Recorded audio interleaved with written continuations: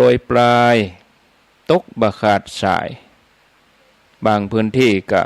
ตกปะปลายเล็กน้อยตกหยุดพอที่จะทำการทำงานได้เป็นช่วง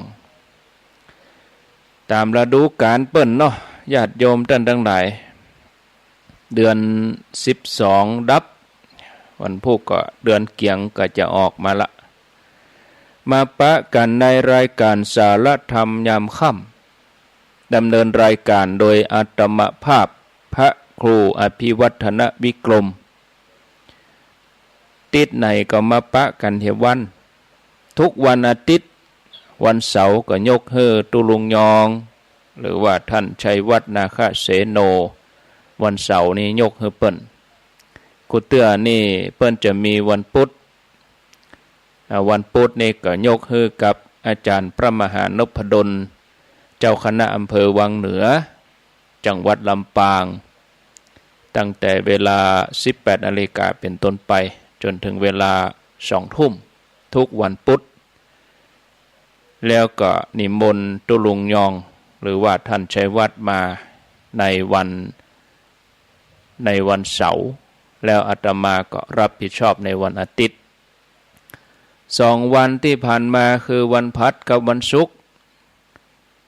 ท่านพระครูปริยัติชัยวัฒน์ท่านติดภารกิจบ่ได้ดำเนินรายการก็ยกเวลาให้กับต่างดอยลออาตมาภาพก็มีภาระธุระที่จะต้องทำก็นิมนต์ตุลุงยองแตนไปนิมนต์ท่านชัยวัฒนาคเสโนเปิ้นได้ดำเนินรายการแตนไปเป็นว่าตุลุงก็เมาไปถึง 2-3 วันไปเลยก็ช่วยกันญาติโยมท่านทั้งหลายเนาะมาปะกันแล้วบ่ได้ขาดแคลวเสียเวลาศรัทธาญาติโยมท่านสาธุชนท่านทั้งหลายวันนี้จะถึงเรื่องเกี่ยวกับเกษียณอย่างมีความสุขเพราะว่าเดือนกันยายนนี่เป็นเดือนของการเกษียณอายุราชการบรรดา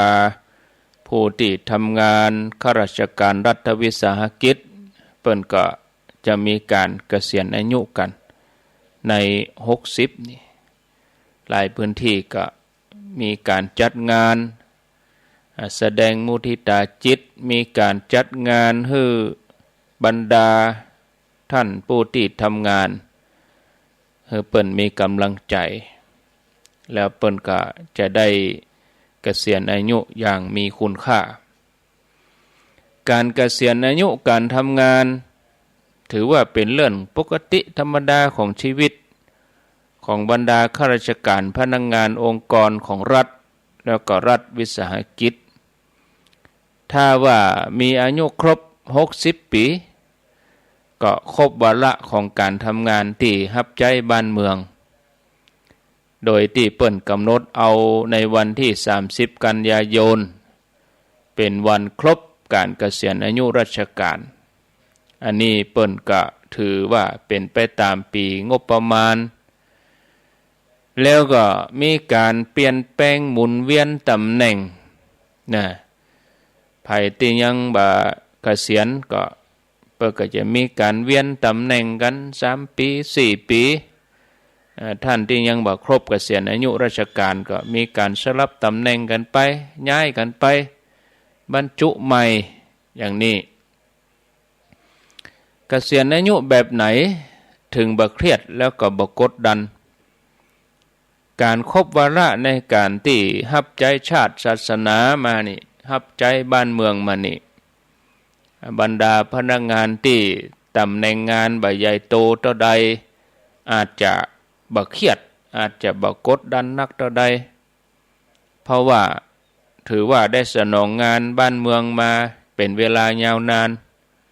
บ้านปลายชีวิตก็จะได้มีเวลาพักผ่อนอยู่กับครอบครัวได้อย่างเต็มที่รวมถึงมีเงินก้อนหนึ่งสำหรับใช้จ่ายในวัยชรา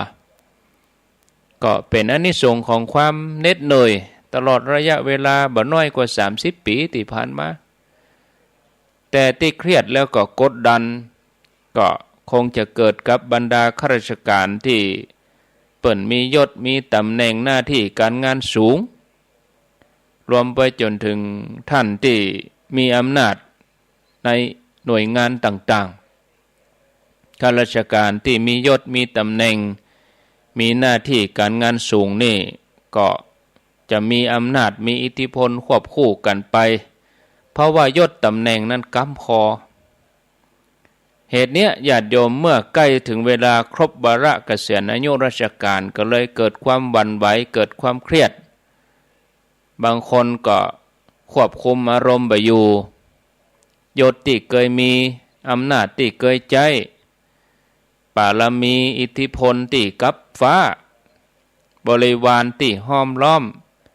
พี่นพพี่เทาพี่เนาพี่นอเหล่านี้ก็จะหมดไปก็มีบ่นักจากที่มีนักมีหลายก็เริ่มลดลงไปหายไปกำคนสองคนนะมีถือก็มันบ่นักญาติโยมโอ้เป็นอย่างอีกจะบ่เครียดได้จะได้เนาะยิ่งบางคนในยามที่มียศมีตำแหน่งก็บ้ายศบ้าตำแหน่งบางทีก็ทำใจได้ยากนะห้องว่าถ้าว่าต่ออายุในยศในตำแหน่งได้ก็อาจจะขอต่อไปแถม10 ปี20 ปีเกษียณไป70ก็มีอย่างอีกก็ยอมนะเพราะว่าบางทีก็เป็นห่วงงานเป็นห่วงลูกน้องงานจะต้องสานต่องานบ่แล้วดีเตื้ออย่างนี้ทั้งที่ข้าราชการที่มียศมีตำแหน่งงานสูงเงินเดือนก่อนนักเมื่อเกษียณอายุราชการก็เป็นข้าราชการบำนาญก็ยังคงได้รับเงินเดือนอยู่เดือนละหลายหมื่นบาทห้องว่าสามารถดำรงชีวิตอยู่ได้อย่างสบายในบ้านปลายการมีชีวิตที่คงเส้นคงวารับใจบ้านเมืองมาด้วยความเสียสละทุ่มเทมีระเบียบวินัยมีความซื่อสัตย์เมื่อถึงเวลาพ้นจากตำแหน่งหน้าที่การงานเมื่อครบการเกษียณอายุก็จะเป็นความภาคภูมิใจปัจจัยที่หนุนทรงให้ชีวิตมีความสุขในทางพุทธศาสนานี่เปิ่นบอกไว้ว่าการเบียดเบียนกันเป็นความสุขในโลกมนุษย์หมายความว่าชีวิตที่เป็นอยู่ด้วยจิตสำนึกที่ละอายชั่วกลัวบาปเป็นชีวิตที่ประเสริฐเพราะเป็นชีวิตที่บัดทำลายตัวเก่าบัดทำลายผู้อื่นการเบียดเบียนตัวเองด้วยวิธีอัตตวินิบาตเนาะหรือว่าการได้ทำร้ายตัวเองบางคนถึงขั้นฆ่าตัวตายบัดเดี๋ยวนี้ก็มีแนวโน้มที่สูงขึ้นญาติโยมท่านทั้งหลายในทางพุทธศาสนาได้มีคำสอนเกี่ยวกับเรื่องชีวิตไว้ว่าชีวิตเป็นสิ่งที่บ่เที่ยงเป็นทุกข์แล้วก็เป็นอนัตตาเราจะต้องดูแลรักษาให้ดีแล้วก็มีความประมาทคืมประมาทในวัยคืออายุเพราะมีอายุนักหรือว่าอายุน้อยอย่างใดก็ตายทั้งนั้นแล้วก็บ่ควรที่จะประมาทในความบ่มีโรคเพราะแม้บ่มีโรคภัยไข้เจ็บเบียดเบียนที่สุดก็ตายไปนะโดยเฉพาะโรคเลื่อนไปอาจจะตายไปญาติโยมเขาก็ตายไปถึงวันอยู่แล้วนี่เดือนกันยายนนี่หมดไปแล้ว24 วันเขาจะต้องประมาทนะญาติโยมหลักทางด้านพุทธศาสนาที่ให้เป็นภูมิคุ้มกันชีวิตการเกษียณอายุอย่างสร้างสรรค์นี่ต้องมีหลักประกันสำหรับชีวิตที่ดีถ้าว่าใจชีวิตในวัยเกษียณบ่ถูกบ่เหมาะก็บ่สามารถที่จะได้รับความสุขบานปลายอาจจะเป็นความทุกข์เข้ามาแทนนั่นคือความซึมเศร้า เหงาตึงกายเหงาตึงใจชีวิตภายหลังการเกษียณอายุนั้นเป็นชีวิตที่ค่อนข้างเครียดเหงาจะต้องคลี่คลายความเครียดความเหงาโดยวิธีจะใดก็มีหลายวิธีนำเสนอหัวข้อวิธีคลายความเหงาคลายความเครียดคลายความซึมเศร้ามีอยู่5วิธีด้วยกันวิธีที่1ก็คือทำงานอดิเรกเนาะทำงานอดิเรกก็คือทำงานอะไรอย่างทำงานอะไรอย่างที่นอกเหนือจากที่เฮาทำประจำเฮาก็อาจจะเป็นจิตอาสาไปการงานบุญนั่นบุญนี่อีกก็ได้แล้วก็ไปไปจะเป็นนักพูดถ้าเขาชอบเป็นนักพูดนักบรรยายทำพืชพักสวนครัวการเกษตรเนี่ยญาติโยมทั้งหลายอยู่กับสวนพบปะเปื้อนฝูงเนี่ยอันนี้เป็นกิจกรรมหนึ่งเข้าวัดเข้าวาปฏิบัติเนี่ยสวดมนต์ไหว้พระฟังเทศน์ฟังธรรมพัฒนาจิตใจเนี่ยในทางพุทธศาสนานี่เปิ้นก็มีหลักธรรมสำหรับผู้สูงอายุเพื่อป้องกันโรคความจำเสื่อมที่เปิ้นฮ้องว่าโรคอัลไซเมอร์เป็นโรคความจำเสื่อมเปิ้นมีหลักไว้อยู่4อย่างฉันทะวิริยะจิตตะวิมังสาฉันทะหักงานวิริยะสู้งานจิตตะใส่ใจในงานวิมังสาทำงานด้วยปัญญาถ้าเป็นภาษาเจ้าบ้านก็คือมีความปรารถนาดีต่อกันมีความมุ่งมั่นสม่ำเสมอมีสติสัมปชัญญะบ่เผลอที่จะกึดทำไปในทางที่บดีทำด้วยสติโดยปัญญาคุณธรรมทั้ง4อย่างนี้ถือว่าเป็นยาอายุวัฒนะเหมาะสมสำหรับผู้สูงอายุถ้าจะตามหลักพุทธธรรมแถมก็มีแหม4ข้อคือผู้สูงอายุนี่ถือว่าเป็นปูชนียบุคคลของลูกของหลานก็จะต้องสร้างเสน่ห์ให้กับตัวเก่าเสน่ห์ของผู้สูงอายุนี่มีอยู่4อย่างเนี่ยอยากจะให้ตัวเองมีเสน่ห์บ่ต้องไปทำเสน่ห์อย่างอื่นนะบ่ต้องไปใจเดรัจฉานวิชาบ่ต้องไปใจไสยศาสตร์สร้างเสน่ห์ให้ตัวเองโดยหลักธรรมพรหม4อย่างญาติโยมเคยหันพรหม4หน้าก็พรหมมี4หน้าก็มาจากพรหมวิหารธรรม4เมตตากรุณามุทิตาอุเบกขาเมตตานี่หมายถึงว่ามีใจที่งดงามนะบ่เครียดบ่เก็บกดบ่อาฆาตพยาบาทกรุณานี่หมายถึงว่าการขวนขวายช่วยเหลือให้กำลังใจกระตือรือร้นที่จะคลี่คลายปัญหาด้วยความจริงใจมุทิตาหมายถึงการบ่อิจฉาริษยาในความสำเร็จของคนอื่นมีจิตใจที่แช่มชื่นเบิกบานแล้วก็อุเบกขาหมายถึงการมีจิตใจที่บริสุทธิ์ยุติธรรมปฏิบัติอย่างเสมอต้นเสมอปลายศรัทธาญาติโยมท่านทั้งหลายอันนี้เป็นหลักการเกี่ยมตัวเกี่ยมใจก่อนที่จะไปสู่วัยผู้สูงวัยผู้สูงอายุคนเฮานี่ต้องปะกับคำว่าวัยชราหรือว่าผู้สูงอายุบ่วันใดก็วันหนึ่งคือเฮาทั้งหลายนี่บ่วันใดวันหนึ่งเฮาก็จะต้องเท่าอีเนี่ยเนาะถ้าว่าบ่ตายเสียก่อนเนี่ยเนาะถ้าบ่ตายขณะที่หนุ่มสาวก็เฮาก็ต้องเท่าแน่นอน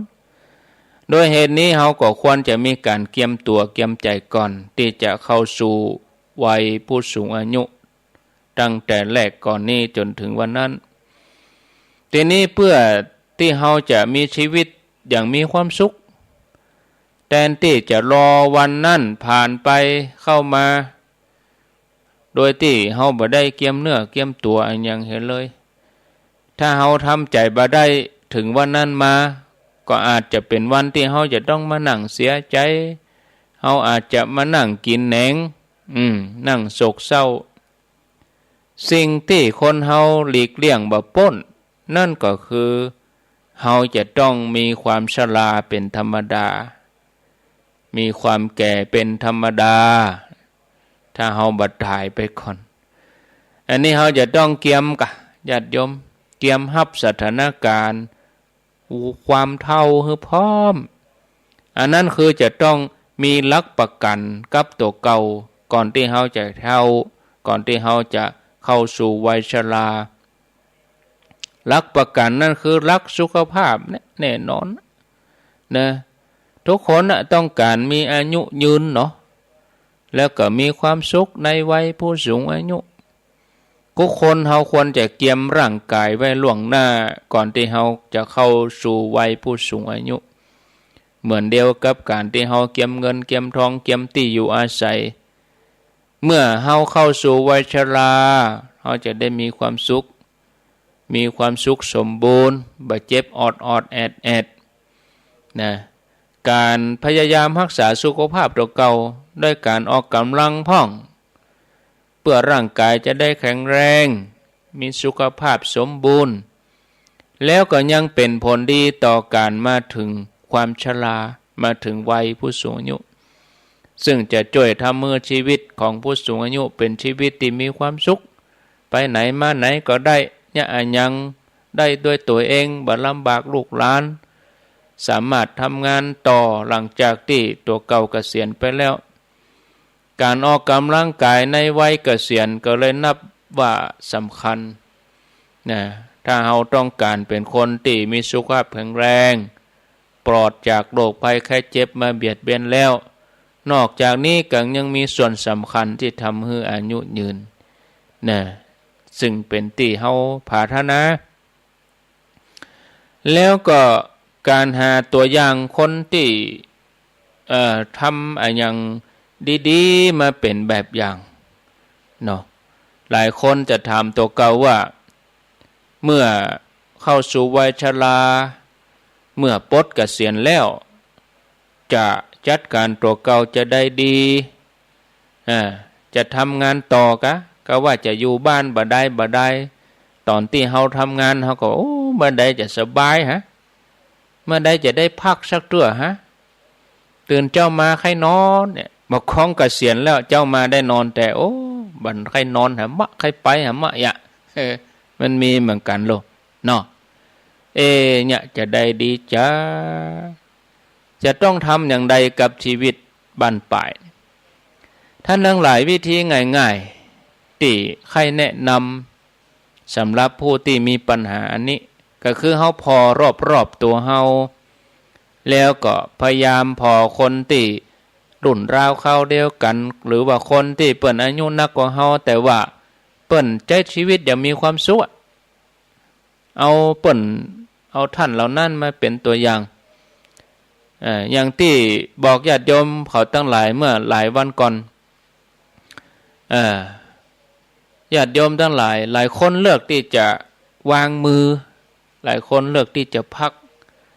เอาเป็นแบบอย่างว่าเฮาจะมีความสุขอย่างใดทีนี้เมื่อเฮาหันคนที่พอจะเป็นตัวอย่างแล้วเฮาก็พยายามอันนี้จะได้เฮาถึงจะมีความสุขอย่างนั้นเชื่อแน่ญาติโยมเนี่ย100 เนี่ยญาติโยมคนเฮานี่เมื่อมีอายุนักขึ้นแล้วก็บ่อยากที่จะให้คนอื่นได้ลำบากแล้วแถมอย่างนึงก็มีจิตอาสาสูงชอบช่วยเหลือคนอื่นเป็นกิจวัตรนะญาติโยมท่านทั้งหลายทีนี้เฮาหาตัวอย่างเสร็จแล้วก็บางทีบ่จำเป็นจะต้องหาจากคนเดียวนะเพราะว่ามีวิธีแห่งหลายวิธีบางอย่างอาจจะเหมาะสมกับเฮาบางอย่างอาจจะบ่เหมาะสมกับเฮาทีนี้เฮาก็ควรจะพอตัวอย่างหลายๆคนเลือกเอาที่ดีที่เหมาะสมเอามาปฏิบัติ ก็จะได้ช่วยให้เราได้ดำเนินชีวิตในวัยผู้สูงอายุได้อย่างมีความสุขแล้วต่อมาคือหัดทำใจนะหัดทำใจไว้เมื่อเฮาฮู้ว่าถ้าเฮายังมีชีวิตอยู่บ่วันใดวันหนึ่งเฮาก็จะต้องแก่เฮาก็ต้องเฒ่าเนี่ยอย่างเฮาถึงบ่เตรียมตัวไว้ล่วงหน้าเฮาฮู้แล้วรู้ว่าวันใดวันหนึ่งเฮาต้องแก่เฮาต้องเฒ่าเฮาจะต้องเตรียมตัวของเฮานี่ไว้ล่วงหน้าเนาะเพื่อว่าวันนั้นมาถึงอีเนาะเฮาจะได้ยอมรับความจริงนั่นด้วยความเต็มใจอะกะศรัทธาญาติโยมท่านทั้งหลายเนี่ยเฮาจะได้ยอมรับความจริงนั้นด้วยความเต็มใจนะศรัทธาญาติโยมแล้วก็มีความสุขด้วยบ่ใจปล่อยเวลาผ่านไปเฮ้อวันนั้นมาถึงเหี่ยก่อนเพื่อมาถึงแล้วเฮาถึงจะต้อนรับมันถึงตอนนั้นเฮาต้อนรับมันด้วยความทุกข์นะว่าเฮาจะเนี่ยอย่างใดดีกับวัยชราของเฮานี่คนเฮาเมื่อยังทำงานอยู่ยังมีอำนาจหน้าที่อยู่เขาก็นับหน้าถือตาเนาะเขาก็ให้เกียรติเฮาเขาก็เคารพเฮาก็มีคนล้อมหน้าล้อมหลังกูคนก็อยากเข้าหากูคนก็อยากปะอยากปบเมื่อเกษียณแล้วปลดเกษียณแล้วก็บ่มีไผไปมาหาสู่เพราะเฮาหมดอำนาจแล้วหรอเฮาสามารถฮือกุลฮือโตดกับเขาได้แล้วเนี่ยญาติโยมเกียรติยศชื่อเสียงความนับหน้าถือตามันก็ก่อยลดน้อยหายไปยิ่งเวลาเฮาไปทำงานกับคนที่กับการที่มีคนที่ตำแหน่งขึ้นมาแทนเฮาตัวก็มีคนล้อมหน้าล้อมหลังมีคนให้เกียรติบางครั้งบางทีเฮาก็อาจจะนั่งเหงาเดียวได้อย่างมากก็เพียงแค่ว่ายกมือไหว้ปอเป็นพิธีเสร็จแล้วก็จากไปแม้จะมานั่งอู้กับเขาก็บ่อยากจะมานะเพราะว่ากลัวเจ้านายใหม่จะว่าเฮ้อว่าเป็นหมู่เจ้านายเขาอันนี้ก็เกิดเป็น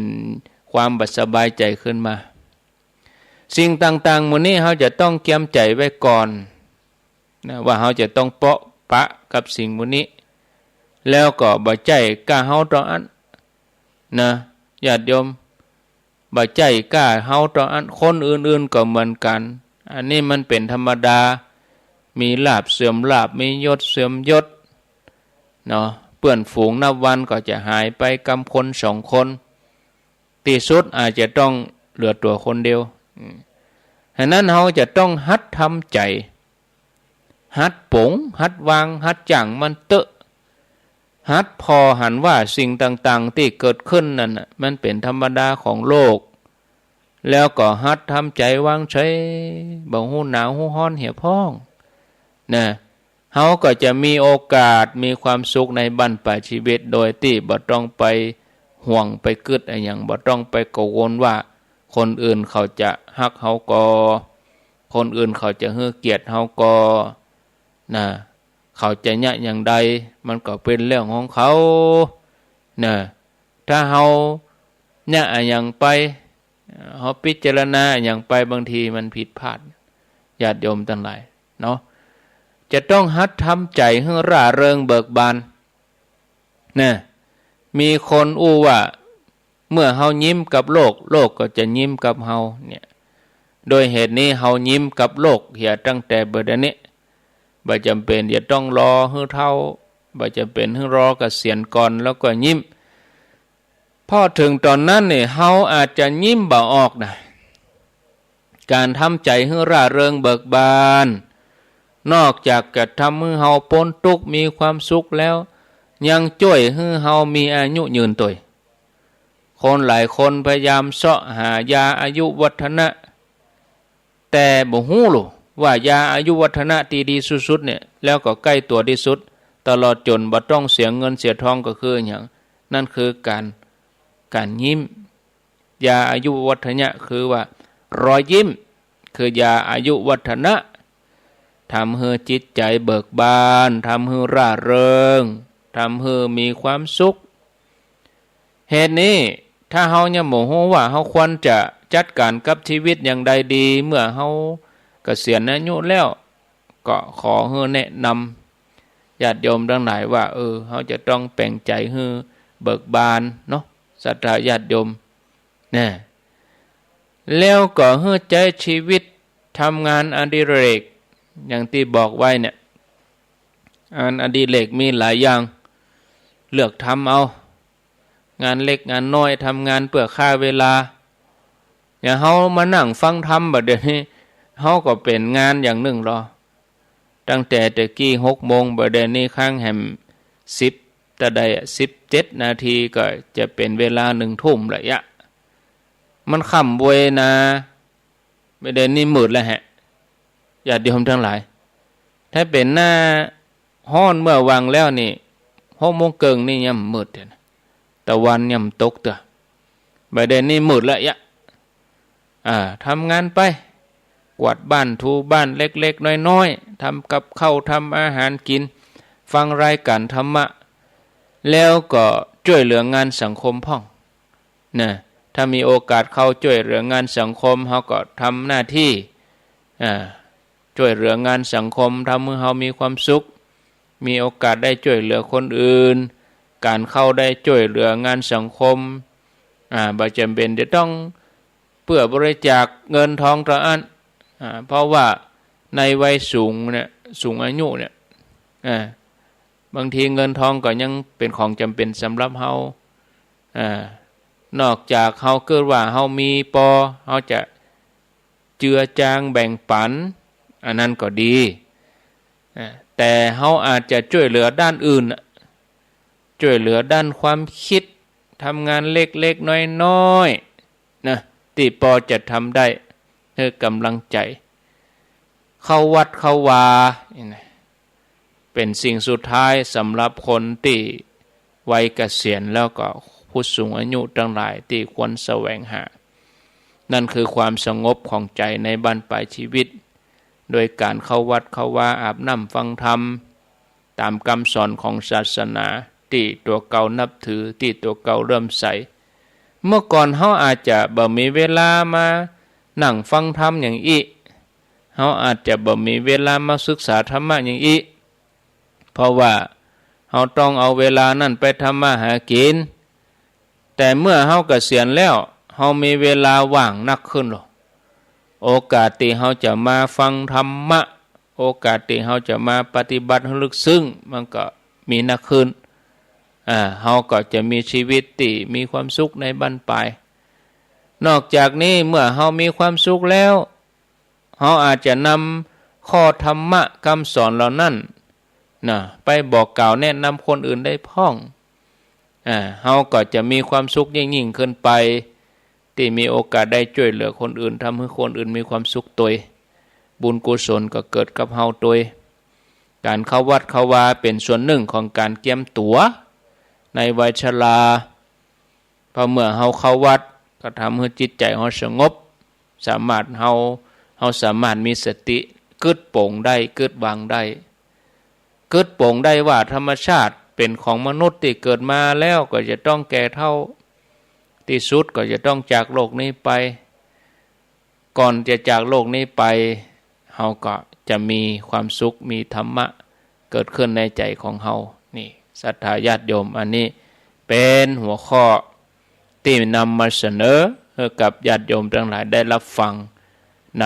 ช่วงแรกนี้ช่วงที่สองนี่ญาติโยมอาตมาจะอู้ถึงเรื่องความกตัญญูลูกน้อยโพธิสัตว์แต่ว่าเอาเป็นช่วงที่สองปุ่นก่อนนะเพราะตอนนี้ก็เวลา 18:47 นาทีก็กลัวเวลาอู้ไปก็เวลามันจะบีบตันอยู่ก็ประเด็นนี้18:47ประเด็นนี้ที่104ไฟหินเปิ้นก็รับสัญญาณตัวเนาะออกอากาศไปหลายคลื่นพร้อมกันเวียงป่าเป้าก็ 94.5 แม่ขจารโมเดิร์นเรดิโอ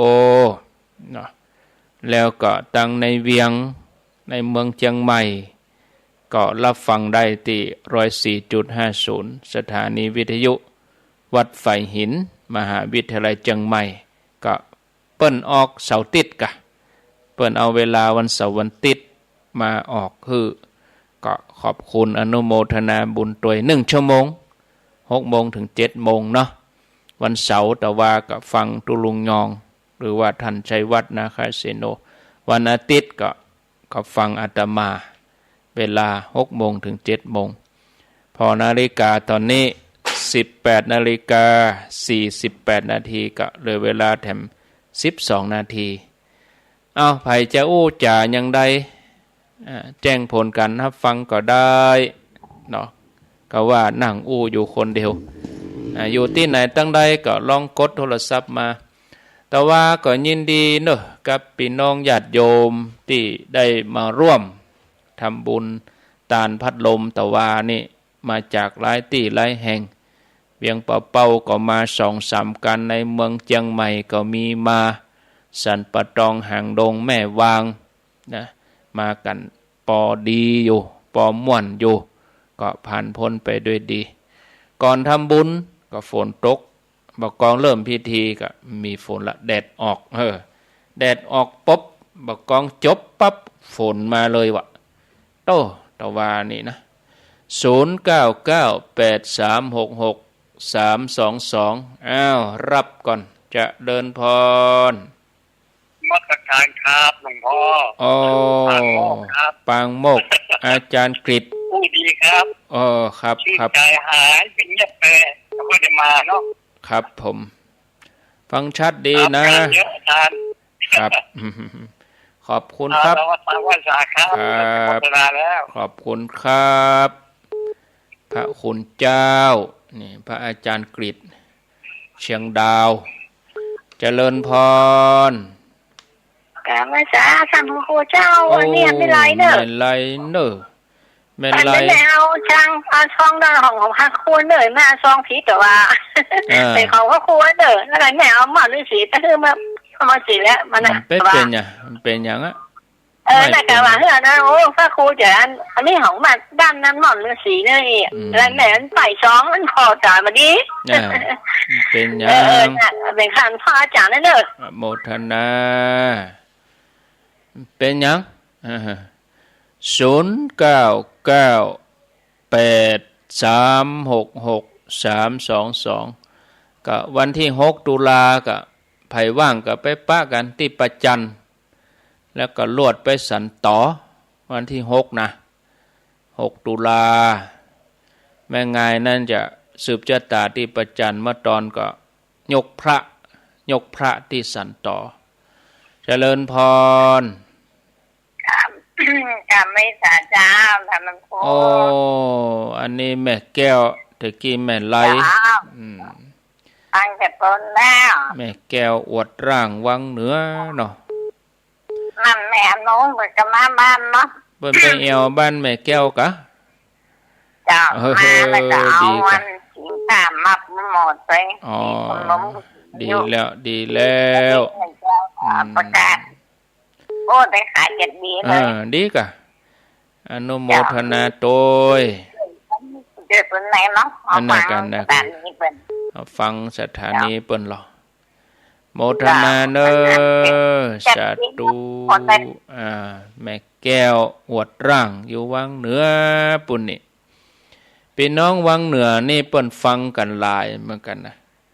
ฟังที่ 94.5 แม่ขาจารย์โมดนเรดิโอตั้งเวียงปุ่นมีก็104มีสักท่าน2ท่านมีสักสาย2สายก็ว่าตันหมู่เวียงป่าเป้าเจริญพรเจ้าไหว้ศาลเจ้าพระครูเจ้าโทษจากที่ไหนแม่อยู่มึงว่าหลวงเหนือโดยสเก็ตเจ้ามาแล้วหลวงเหนือโดยสเก็ตมาแล้วผู้สาวคุ้มตะวันเจ้าคุ้มตะวันกะอุ้ยสาวเจ้าผู้สาวคุ้มตะวันชื่ออุ้ยสาวเจ้านามสกุลคุ้มตะวันเนาะเจ้า สื้อโทรหาท่านมันการเปิดอ๋อวันนี้มาจับอันกะฝนตกหนักขนาดวันค่ำวันเนี่ยก็นั่นน่ะตกทั่วนะแล้วดูมันเจ้าแดดไม่กำเดียวหน้าฝนเนาะเจ้าเป็นกำลังใจให้ท่านเนอะโมทนาเอาละดอยสะเก็ดมาแล้ววันนี้ว่าอย่าไปดอยปล่อยนกมันได้ไปสักคำมันพูกก็ไปเจริญพรมาสแกนครับท่านอ้าวโทษจากที่ไหนวังสิงคำไหมครับผมวังสิงคำประเด็ดครับผมครับได้ยินทีก็ที่ท่านมาครูไปยุ่งอะไรกันโอ้อันกะเดี๋ยวนี้เปิดฟังอยู่เนาะเอาเครื่องที่ฮื้อนะครับเปิดเอาเครื่องที่หมอบฮื้อนะเนาะเปิดเนาะดีแล้วกะดีแล้วกะดีแล้วยินดีเนอะครับผมแล้วมันจะแต่งครับก็อันแม่ทรายคำทาระถาแม่ทรายคำนี่เปิ้นเป็นแฟนรายการธรรมะนะของวัดไฝหินคลื่นสีขาวเปิ้นฟังทุกรายการนะแล้วก็เปิ้นก็ถึงแก่กรรมไปตั้งแต่วันที่24แต่ว่าบำเพ็ญกุศลศพไว้ที่วัดดอยปล่อยนกตำบลแม่โป่งอำเภอดอยสะเก็ดเปิ้นจะชาปนกิจศพในวันพุธที่28กันยายนเนาะอันนี้ก็ประชาสัมพันธ์ไปภายติหูจักมาเกยก็ดีอาตมาก็ว่าจะไปวันนี้การนัดท่านพระครูชลทานพิทักษ์ไว้วันนี้วันศีลการมีหลายไปได้ไปเสียครับมันพูกก่อนก็ไปอีเนี่ยตอนบ่ายเนาะเจริญพรเจ้าพระครูจากจังใดคำปันมาเราสันปิงเจ้าแม่คำปันกะเจ้าบ้านเราสันปิงแม่อันฟังสถานีไหนนี่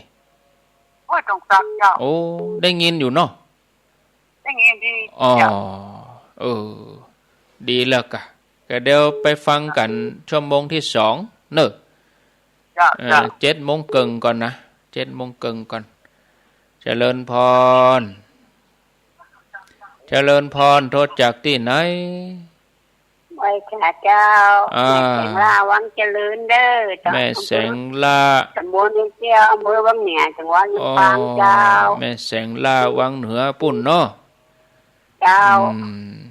ฟังชัดดีก็แม่แสงลาเจ้าชัดเห็นกันเดียเจ้าพังเนี่ยตอนแหลกมาแล้วกะเดียววันมาก็มากินข้าวคือนอนบนนี่เจ้าพักเหี่ยกำเกิงชั่วโมงก็ได้7 โมงเกิงมาฟังต่อเจ้ามาต้องไหลหนีไปไหนเนอะอยู่ที่เก่าเนี่ยเนอะอยู่ที่เก่าเนี่ยแต่104นี่ตึก7 โมงนะก็เอาโอกาสว่าบางเตื้อเปิ้นรูปอื่นตนอื่นเปิ้นมีธุระก็ต่อไปถ้าเปิ้นบ่มีธุระอันยังก็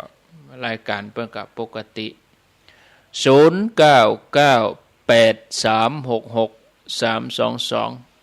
อาตมาก็มีติดในเหวันแม่แรงอย่างนี้นะทุกวันอาทิตย์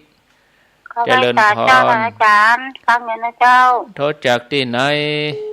ปะแงะเจ้าแม่อุ้ยปันเจ้าปะแงะแม่ขาจานปุ้นน่ะเจ้าแม่อุ้ยปันกระจันนะกะ